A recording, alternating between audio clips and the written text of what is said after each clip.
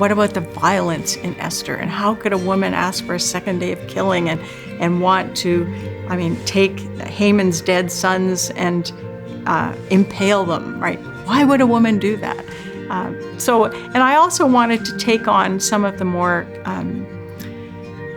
the very harsh readings of Esther that I find, like, people portray Esther as a whore, for goodness sakes, right? She slept with the king before she was married, or they read the book of Esther as another episode in The Bachelorette, right? And assume what woman wouldn't want to be married to a king. And by not reading the text carefully, they assume that Esther really wanted to marry the guy.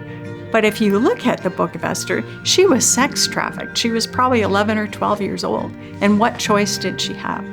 And then they think, well, Esther plays the man's game. She's in the harem, and they prepare to have their night with the king for a year. And she didn't really need to do that.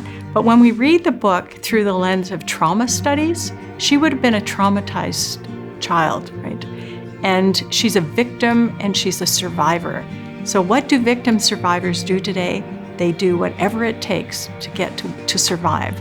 And so she played the game. So this is an interesting model. Like, if you are a victim, if you are a marginalized person, sometimes you play the game. Is that manipulation? I don't know if it's manipulation. Sometimes it's wisdom. But God put her in that place and allowed that to happen to her and had a bigger plan for her life. So the book does raise the question, what about bad things that happen to good people? Sometimes God allows that to happen in light of the bigger plan. And those things we don't have answers for all the time.